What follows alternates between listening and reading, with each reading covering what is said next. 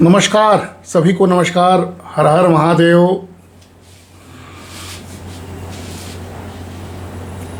एक बार फिर काशी की धरती से, शिव की नगरी से, श्रावण मास में दूसरे सोमवार के शुभ अवसर पर शाम को वादानुसार आपके सामने लाइव आया हूँ और आप सभी को शिव हृदय में बसें, सभी का कल्याण और इसकी कामना करते हुए साथियों एक बार फिर करना चाहता हूं, क्योंकि पिछले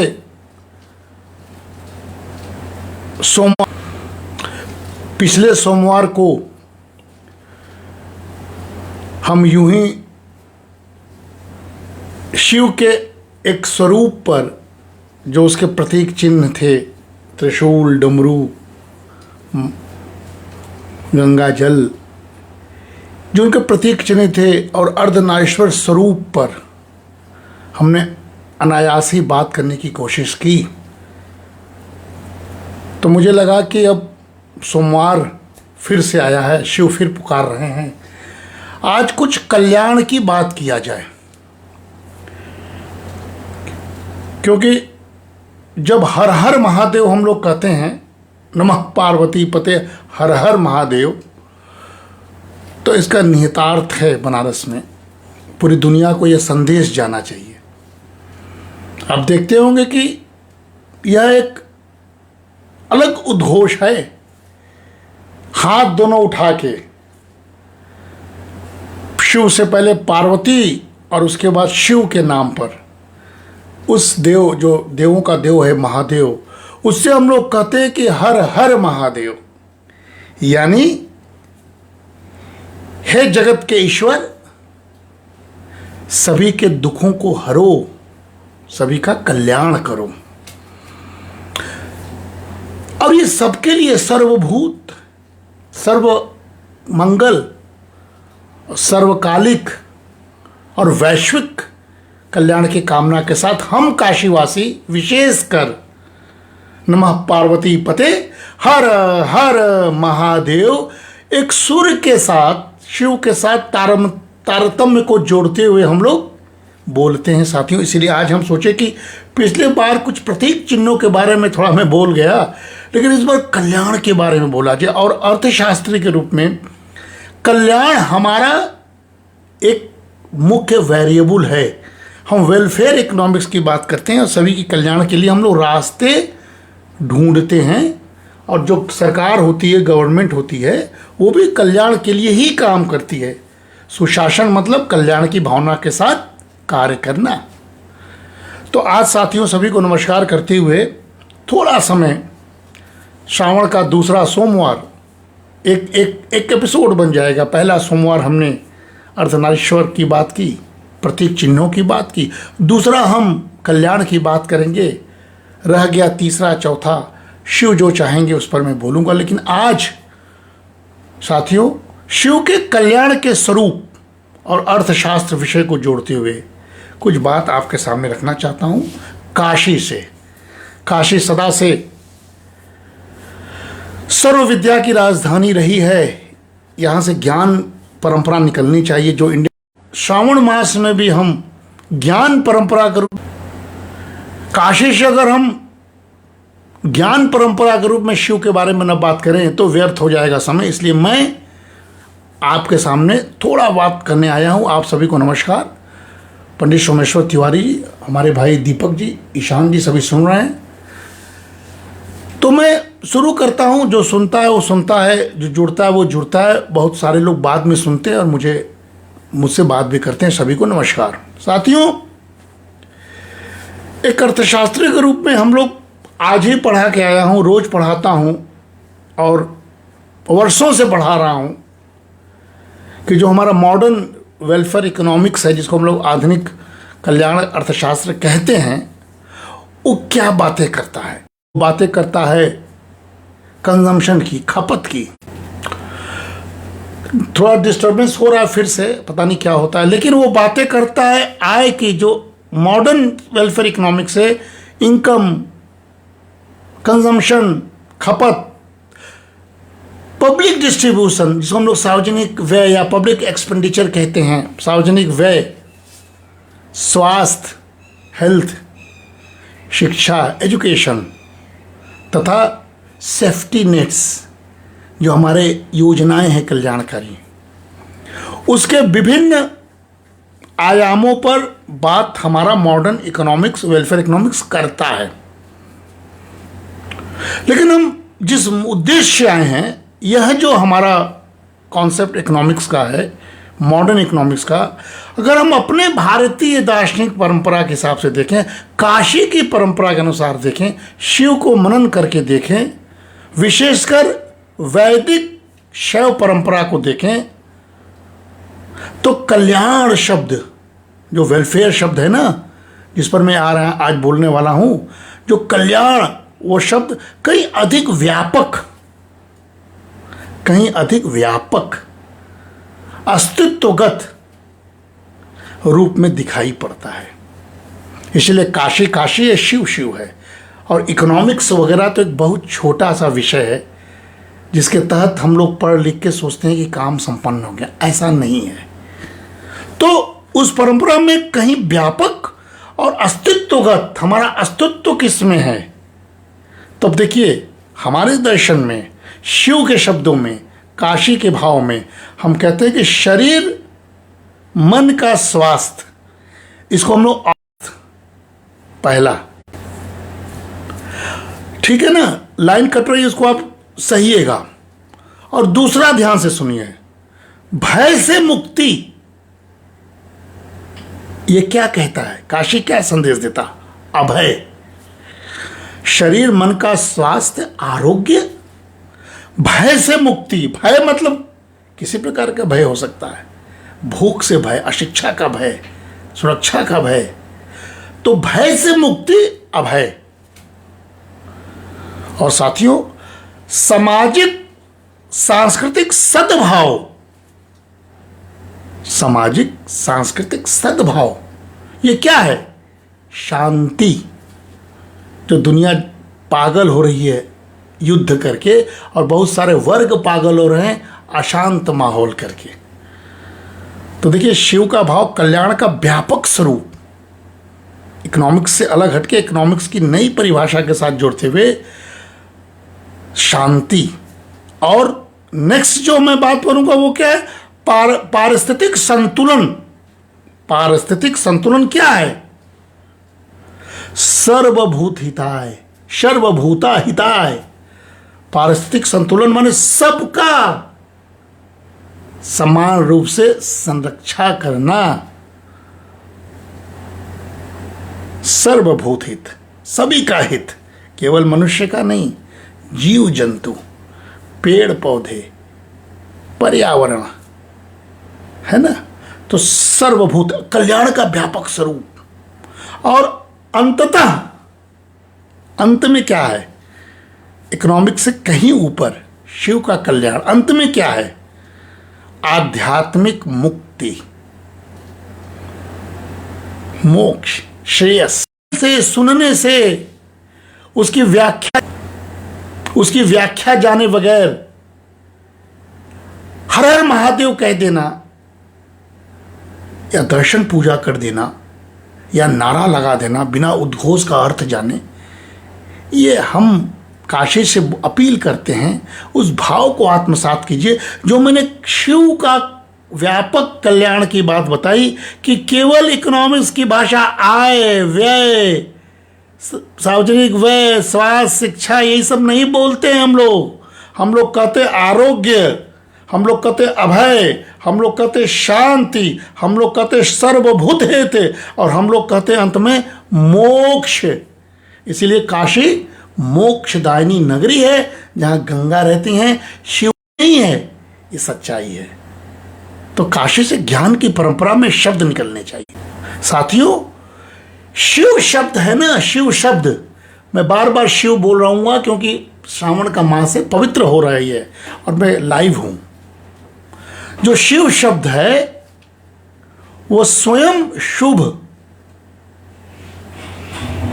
कल्याण और मंगल का सूचक है। शिव मतलब कल्याण, शिव मतलब मंगल, शिव मतलब शुभ। तो कहीं ना कहीं से शिव का अर्थ ही है कल्याण, जो हमारा आज का विषय है। अतः शिव दर्शन में कोई भी बात किया जाए वो लोक कल्याण के अलावा कुछ नहीं हो सकता है साथियों। तो हमारे जो प्राचीन मंत्र हैं, उपनिषद तत्व ज्ञान है, और जो भी लोक कथा आधारित समकालीन बातें होती हैं ना, वो सब श्रवण करना चाहिए, इग्नोर नहीं करना चाहिए। साथियों, जो कल्याण का शब्द है ना, वो हमारे मॉडर्न इकोनॉमिक्स से कहीं परा है, कहीं ऊंचा है। उसकी आधुनिक तुलना अगर करेंगे तो कहीं ना कहीं से आप देखेंगे कि जो कल्याण है उसका, जो हमारा शिवमय काशी, उसका जो अगर परंपरागत अर्थ है तो मंगलमय उत्कर्ष है, मंगलमय उत्कर्ष, जिसको आज के युग में अगर जोड़ा जाए बहुत आराम से जोड़ सकते हैं, समग्र उन्नति, multi dimensional well being, multi dimensional well being, यानी सभी का कल्याण हो। ये हमारा कल्याण, शिव का कल्याण, सबका उन्नति यानी मंगलमय उत्कर्ष हो, समग्र उन्नति हो आज की भाषा में। और ग्लोबल मैसेज है multi dimensional wellbeing should be there. इसीलिए हम लोग सर्व कल्याण की कामना करते हैं। ये हमारा कॉन्सेप्ट है। और मंगल क्या है? मंगल शब्द क्या है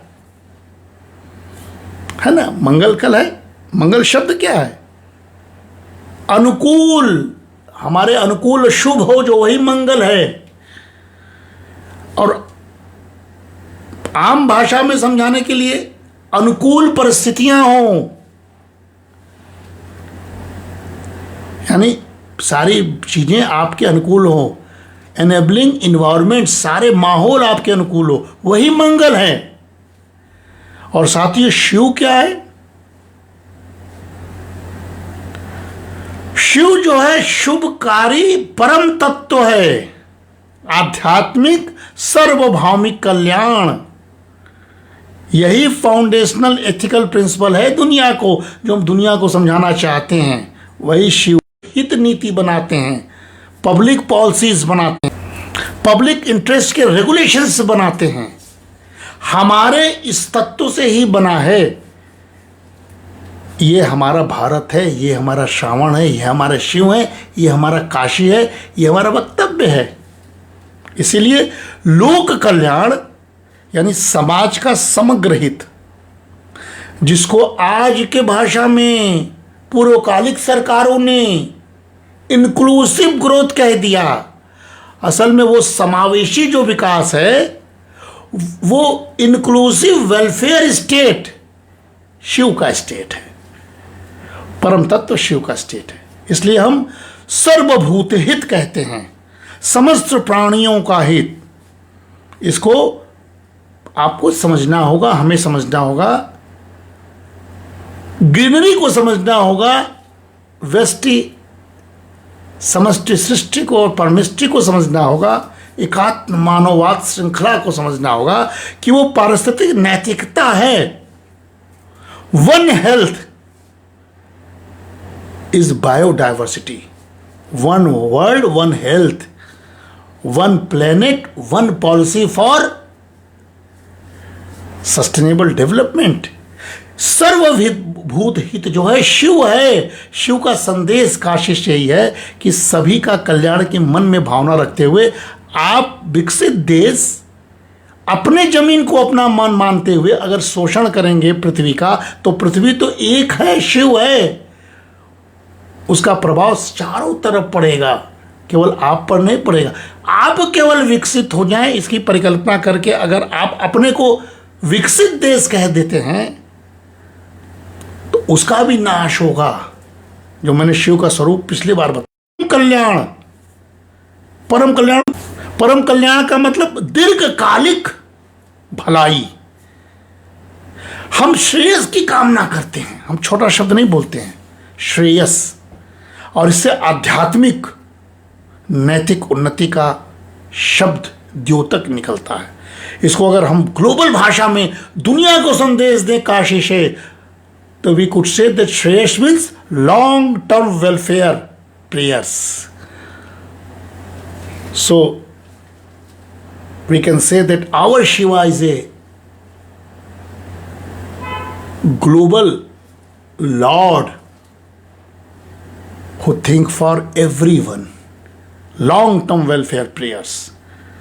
ये हम ट्रंप पागल हुए हैं, नहीं नोबल के लिए पागल हो रहे हैं, नहीं कर पा रहे, उलझ गए हैं। रशिया उलझ गया है, अमेरिका उलझ गया है, चीन उलझ गया है, वेस्टर्न कंट्रीज उलझ गए हैं। भारत नहीं उलझा है, क्योंकि भारत शिव का देश है। श्रावण मास में हम शिव का नाम ले रहे हैं, हम कांवड़ियों का स्वागत कर रहे हैं, हम मन स्थिति का स्वागत कर रहे हैं, भाव का स्वागत कर रहे हैं। इसलिए शांति जो शब्द है ना, वो शमन का शमन शांति स्वास्थ्य की बात करता है, जो संघर्ष की निवृत्ति की बात करता है, और मानसिक स्वास्थ्य की बात करता है। Peace building and mental health, actually that is a shanti, that is a peace. इसीलिए साथियों, हमारा जो कल्याण है ना, बड़ा व्यापक है। इसीलिए हम पॉपुलेशन स्टडीज पढ़ाते हैं, हेल्थ के बारे में पढ़ाते हैं, तो हम लोग कहते हैं कि बहुत कनेक्टिविटी बड़ा पुअर है, तारतम्य टूट जाता है। अब ये शिव की माया है, कितना बोलना है, कितना बुलवाएंगे, उन्हीं की कृपा है। इसलिए जल्दी से बोल के ही ख़त्म करना हितकारी होगा। आरोग्य स्वास्थ्य की अखंडता में, जिसको हम public health centre, community health बोलते हैं, उसका काम बहुत जिम्मेदारीपूर्ण होना चाहिए। वो शिव का कार्य है, वो आरोग्य का कार्य है। आप भारत के हर नागरिकों को स्वास्थ्य की सुविधा देकर अखंड स्वास्थ्य का लाभ दे रहे हैं साथियों। और इसीलिए जो हमने अभय कहा, उसी से जुड़ा हुआ अभय है। ये सारी चीज़ों को अगर कल्याणकारी शब्दों में पिरोंगे तो वो क्या है? निर्भयता या सुरक्षा। किसका? किससे? गरिमा, अधिकार। कम्युनिस्ट पार्टी केवल अधिकार की बात करता है। हम शिव को समेटते हुए तब अधिकार की बात करते हैं, तब गरिमा की बात करते हैं। यानी ह्यूमन सिक्योरिटी इंडेक्स जो है वो शिव के इन तत्वों पर अगर बने तो विश्व का कल्याण होगा। इसीलिए साथियों, शिव शब्द का अर्थ ही कल्याण है। इसीलिए मैं आज सोचा कि मैं कल्याण पर बात करूं, जो शुभ है, जो मंगलकारी है, जो सभी का मंगल करता है। इसलिए ओम नमः शिवाय ये जाप अनंत है, वो सार्वत्रिक शांति मंत्र माना जाता है। सार्वत्रिक, सभी जगह ओम नमः शिवाय। साधक की व्यक्तिगत चित्तवृत्ति जो जीव है, हमने बोल दिया, व्यापक शुभ सत्ता जो चारों तरफ व्याप्त है वो शिव है, संयुक्त उससे होता है। और सारी अव्यवस्था, दुख, क्लेश उसका शमन कर देता है। ओम नमः शिवाय, ये पूरा का पूरा ओम नमः शिवाय कल्याणकारी अर्थशास्त्र। वैदिक काल में जो हम लोग बात करते थे, चर्चा करते थे, ज्ञान के बात उकेरते हैं, तो वैदिक काल में रुद्र एक शब्द है। रुद्र जो भयावह शक्तियों, जिससे डर लग जाए। शिव से डर नहीं लगता है। देखिए, शिव का लिंग की पूजा लोग जाते हैं मंदिरों में तो कैसे लपेट लेते हैं, लपट जाते हैं। कोई भय नहीं है शिव से, कल्याण का देवता है भाई। लेकिन जो वैदिक थोड़ा काल में आप जाइए, मैं थोड़ा उसको जोड़ रहा हूं, तो उसका भयावह शक्तियां, जैसे अग्नि, वज्र, इस सब का आधिपत्य माना गया। रुद्र याचक उसकी उग्रता को शांत कर सुरक्षात्मक कृपा की अपेक्षा करता है। तो ये सारी बातें हमारे संस्कार में हैं, हमारे वैदिक पुराणों में है, हमारे शिव में है। इसीलिए नीलकंठ जब शब्द हम लोग कहते हैं शिव का ना, नीलकंठ विष का अमृतपान, यह स्वरूप दिखाता है कि शिव क्या पीता है। दुख, दूसरों का दुख विपत्ति पीता है, गले में रख लेता है और औरों का कल्याण चाहता है। इसीलिए ऋग्वेद में जो वैदिक पुराण की बात हम कर रहे थे, लोग कल्याण से दीर्घ यात्रा की ओर आप बढ़ेंगे तो जो प्रारंभिक रुद्र हुआ करते हैं ऋग्वेद में हमारे, वे धनुर्धारी, तो बहुत तूफानी टाइप, रोगदाता, रोगनाशक, कृषि की रक्षा, ये सब ऋग्वेद में, क्योंकि ऋग्वेद तो प्रकृति का मंत्र है। ऋग्वेद में शिव को प्रकृति का स्वरूप माना गया था, इसलिए सब परिवार, पशुधन, कृषि की रक्षा, इसके लिए प्रार्थना करते हैं और सार्वजनिक कल्याण का अनुरोध करते हैं। वो शिव से ही करते हैं, वो प्रकृति की भाषा में। इसलिए प्रकृति भी शिव है।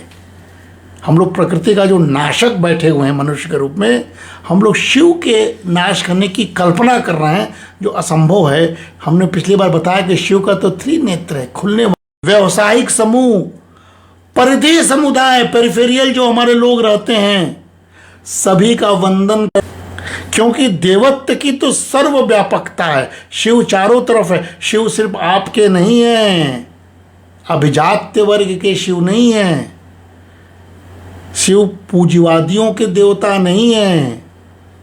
शिव सर्वव्यापक है, सबके हैं, सर्वकालिक हैं। और इसलिए सभी के कल्याण की भावना आपके अंदर नहीं होगा तो शिव का मंत्र जाप करके क्या करेगा साथियों। इसीलिए शिव, जो पौराणिक शिव की हम लोग बात करेंगे वेद के बाद, तो उसमें शिव गृहस्थ भी तो हैं। शिव देवता नहीं, गृहस्थ हैं, योगी हैं। पार्वती के साथ संतुलित पारिवारिक लोकाचार का निर्वहन करते हैं शिव। विवाह भी करना नहीं जाता है और इकोनॉमिक मैन मान के केवल उत्थान की बात कहा जाता है। इसलिए वहां पर परिवार या परिवार के महत्व के बारे में बात करना बेकार है। लेकिन भारत उस चपेट में तो ना आवे, कि भारत तो पौराणिक शिव का नगरी देश है। गृहस्थ योगी पार्वती के साथ संतुलित पारिवारिक लोकाचार निभाने वाला कल्याणकारी ही तो होगा। ये रूप है, ये पौराणिक शिव है। नीलकंठ का जो विश्वान है, नीलकंठ मतलब हमने बताया सामूहिक सभी का, जो जोखिम, सब लोग जोखिम में हैं आजकल, और वो शोषण करता है। इसलिए शासक को नीलकंठ बनना है। सरकार के बैठे हुए उच्च सत्ता पे प्रधानमंत्री स्तर के लोगों को नीलकंठ, सारी बुराइयों को, सारी अपयशों को, सारे अवशोषणों को यहाँ पर बैठाना है। किसी की बुराई नहीं करनी है। सामूहिक जोखिम का विषपान करना गवर्नेंस है। गंगाधर, कल्याण का दूसरा स्वरूप गंगाधर, माँ गंगा को जटाओं में लेकर कल्याण करने वाला। क्या है? जल संसाधनों का नियमन कीजिए, तेज वेग को रोकिए और कल्याण के लिए गंगा 2500 किलोमीटर चलते हुए सारे बेल्ट को हरा भरा करती है। किसानों के लिए प्राण है, संसाधन है, जीविका का उपार्जन होता है। इसलिए गंगाधर यानी कल्याण, कितना बड़ा कल्याण का स्वरूप है। जल संसाधन का रेगुलेशन, नियमन करना, ये शिव है। और यही गवर्नमेंट होना चाहिए। शिव मतलब सत्ता। किसकी सत्ता आप चाहते हैं ये तय कर लीजिए। पशुपति, शिव पशुपति भी तो है। पशुपति मतलब क्या संकेत है, दुनिया को समझना होगा। जैविक समुदायों का रक्षक, सारे पशु, सारे पक्षी, बायोडायवर्सिटी को प्रोटेक्शन करने वाला स्वरूप, वही तो पशुपति है। यह कल्याण का व्यापक स्वरूप। और त्रिपुरांतक। त्रिपुरांतक क्या है? त्रिपुरांतक शिव। जितनी दुष्प्रवृत्तियां हैं हमारे अंदर, बुराइयां हैं, ईर्ष्या है, जलन है, जितना सारे चीजें आप स्वयं जानते हैं कि आप क्या गलत कर रहे हैं, क्या सही कर रहे हैं, उन संरचनाओं का निवारण करना वह शिव है। तो आप शिव को समझिए, सावन में आराधना कीजिए, तो आप कल्याण के उस कलेवर में डूब जाएंगे जहां आप दूसरे का कल्याण कर सकते हैं साथ। इसलिए ये दार्शनिक बातें जो हम कर रहे हैं ना, ये काशी से होना चाहिए, काशी से हो रहा है। और कहीं ना कहीं थे सभी का, सर्वजनों का जो साझा चेतना की धारा है, समता आधारित हम लोग बातें करते हैं, अधिकार पर विमर्श करते हैं। ये तभी कीजिए जब आप शिव को जानिए। सीमित ज्ञान से नहीं होगा। मोक्ष तक पहुंचना है तो पुरुषार्थ के हर चीज को समझिए, धर्म को समझिए, कर्म को समझिए, अर्थ को समझिए, धर्म अर्थ काम, तब मोक्ष तक पहुंचिए। सीधे मोक्ष तक मत कूदिए। ये सीमित ज्ञान से मोक्ष नहीं मिलेगा। परमता कल्याण चाहिए तो शिव को समझिए। साथियों, आपको मैं तो संस्कृत में त्रुटियां हो जाती है, भाई साहब बहुत बोलते थे, सीखने के प्रयास कर रहा हूं। जो ऋग्वेद वगैरह में त्र्यंबकम यजामहे सुगंधि पुष्टिवर्धनम,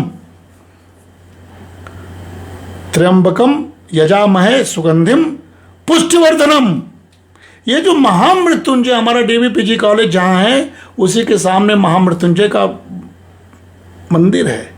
शिव मेरे सामने हमेशा रहते हैं, पीछे जागेश्वर महादेव, आगे महामृत्युंजय हैं, रास्ते में ऋणेश्वर महादेव हैं। महादेवों के बीच में कर्म करने वाला मैं भला इस पर बात क्यों ना करूं। तो महामृत्युंजय का मंत्र त्र्यंबकम यजामहे सुगंधिम पुष्टिवर्धनम, ये जो श्लोक पढ़ा जाता है, इसका अर्थ क्या है? कल्याण है, इकोनॉमिक्स है।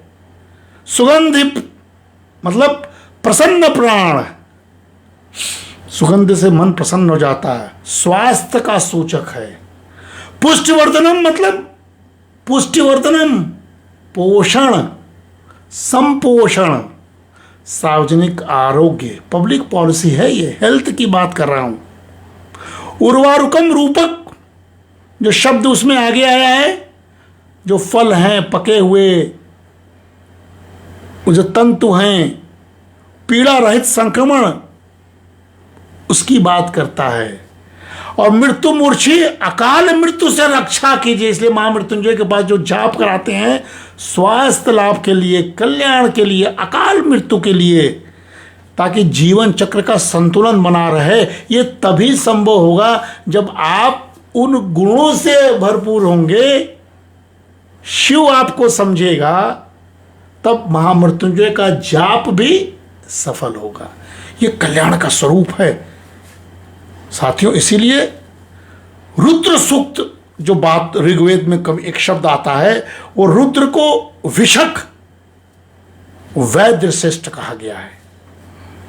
औषधि शतसहस्त्र युक्त देवता, परिवार और पशुधन रक्षा का निवेदन करने वाले हम भारतवासी कल्याण के व्यापक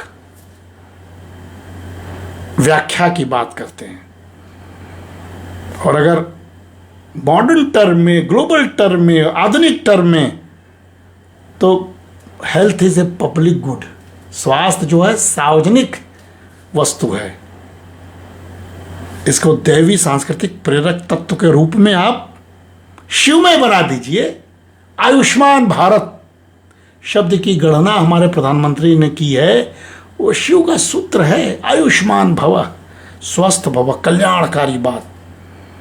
तो साथी, यह जो कल्याण की बात मैं करने आपके बीच आया हूं, शिव के अंतर्मुख से निकला हुआ तत्व, तो सर्व समावेशी कल्याण की हम प्रार्थना करते हैं। नमस्ते रुद्र मने वो उतेउत ईश्वे नमः, नमस्ते अस्तु धन्वने बाहु भामत्तु ते नमः।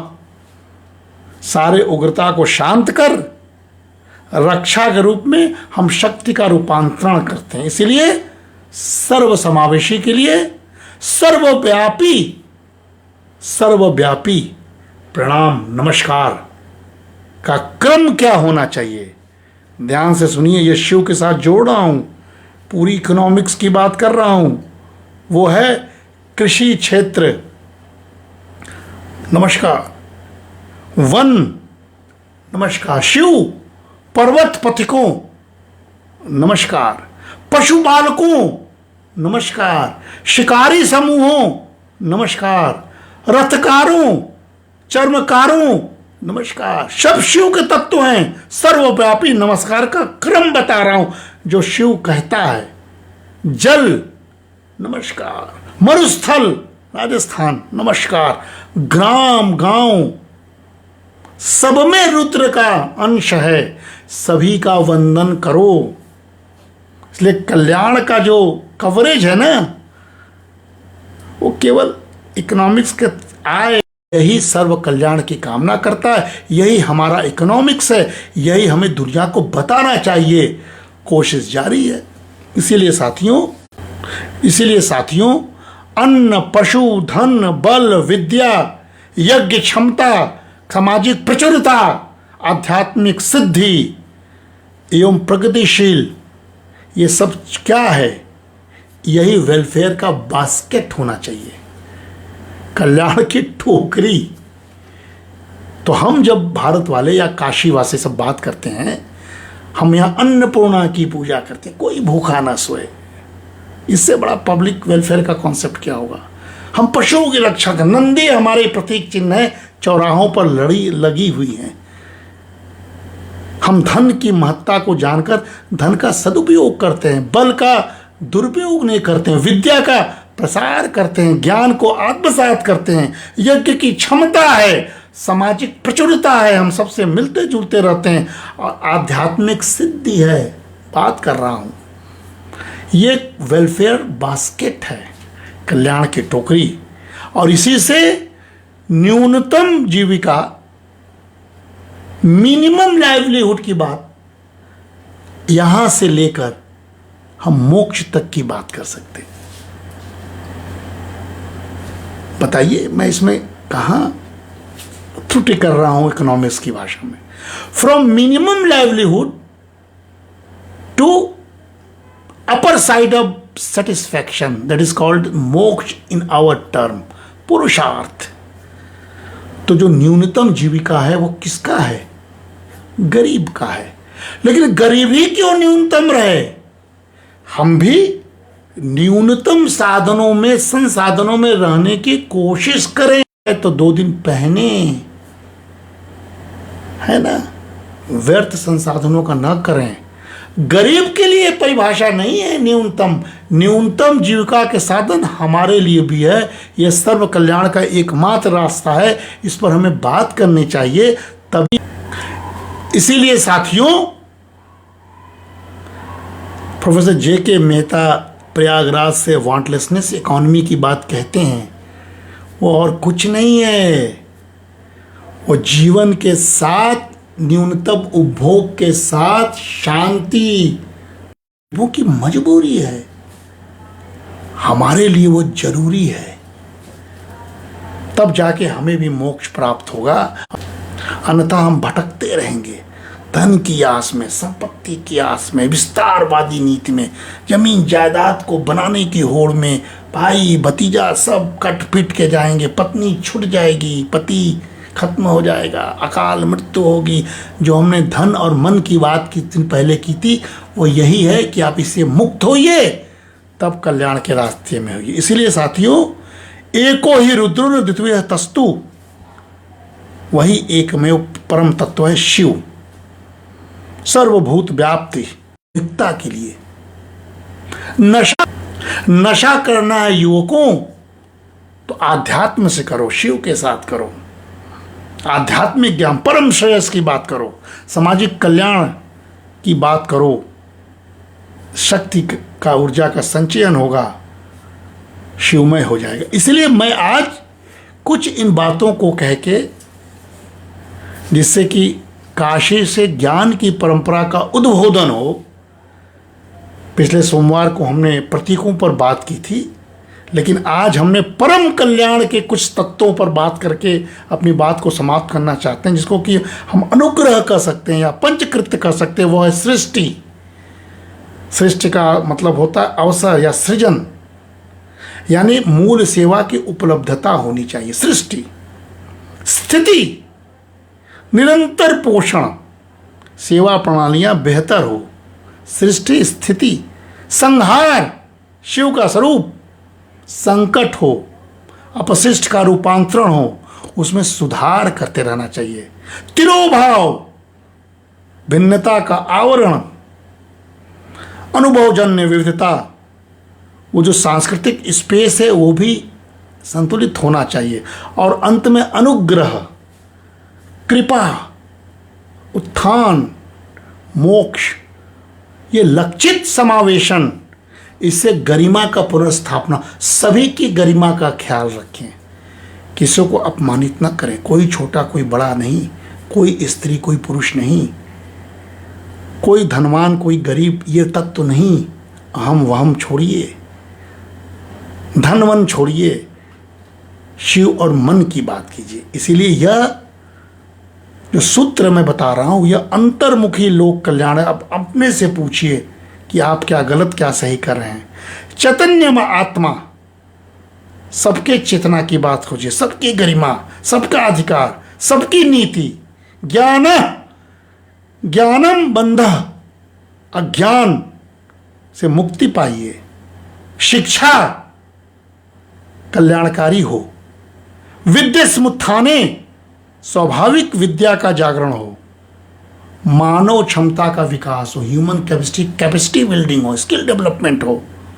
गुरु रूपाय, गुरु ही हमारी संस्था हो, यानी टीचर्स एंड एजुकेशन सिस्टम, ज्ञान का प्रसार हो। जो सामाजिक पूंजी हमारे सोशल कैपिटल है उसका नेटवर्किंग किया जाए। खराब चीजों का नेटवर्किंग से अच्छा है सामाजिक पूंजी का नेटवर्किंग किया जाए। ये सारी बातें साथियों व्यापक कल्याण की बातें हैं। इसीलिए आप इस पर मनन कीजिए, मंथन कीजिए। ऋग्वेद के कोई श्लोक को अगर आप पढ़िए तो उसको समझने की कोशिश कीजिए, और शोध पर अगर कोई बात करना चाहें तो इस पर शोध भी कर सकते हैं। निष्कर्ष के रूप में हम यही कह सकते हैं, आज इतना ही बहुत है, क्योंकि सारी बातें को एक साथ कह देना मेरी क्षमता नहीं है।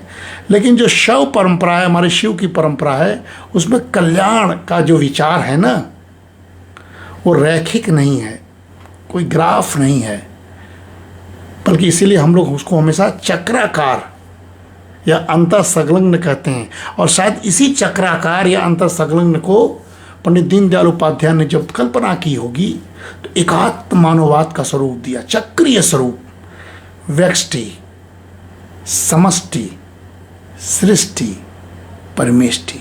यानी आप व्यक्ति हैं तो आपकी जिम्मेदारी है, जिम्मेदारी समाज की, समष्टि, परिवार, समाज। आप परिवार समाज के बाद अगर जिम्मेदारी है तो सृष्टि की है। चिंता कीजिए जीव जंतुओं की, पर्यावरण की, और ये तीनों जिम्मेदारी है तो आप परमेष्टि की भी तो चिंता कीजिए, उसका भी तो मनन कीजिए, उसके कल्याण की भावना को तो अंतर्निहित कीजिए। इसलिए ये चक्राकार है, एक दूसरे से टकराहट नहीं है, ऐसे ऐसे ऐसे चलता रहता है। चक्राकार, कोई भेद नहीं है, कोई रैखिक नहीं है, कोई एक दूसरे को काटता नहीं है, कोई संतुलन बिंदु नहीं है, जैसे हम लोग इकोनॉमिक्स की परिभाषा में पढ़ाते हैं।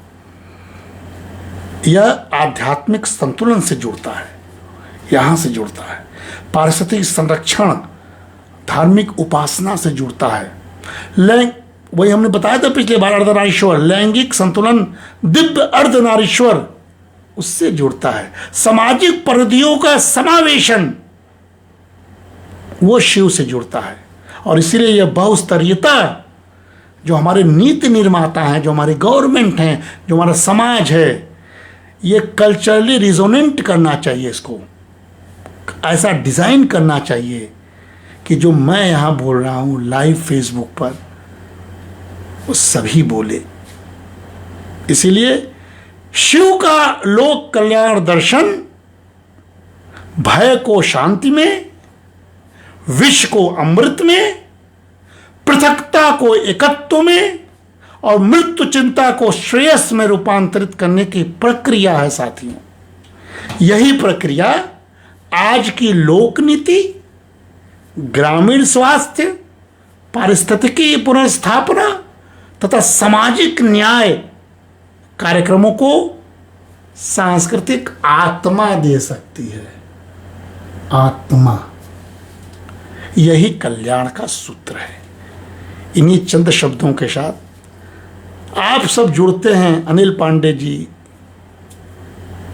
पूरा उन्होंने कहीं ना कहीं से इसको आत्मसात करने की कोशिश की, या जो भी बाद में सुनेंगे सभी को बहुत बहुत धन्यवाद। ये जो मैं बोल रहा हूँ, ये भाव बोल रहा है, आत्मसात करके बोल रहा हूँ। श्रावण है, सोमवार है, क्रम है, मनन है, भाई की दिव्यता है, उससे बोल पा रहा हूँ और आप श्रवण कर रहे हैं। लाभ अगर मिले तो कल्याण, और लाभ न मिले तो शिव शिव। नमस्कार।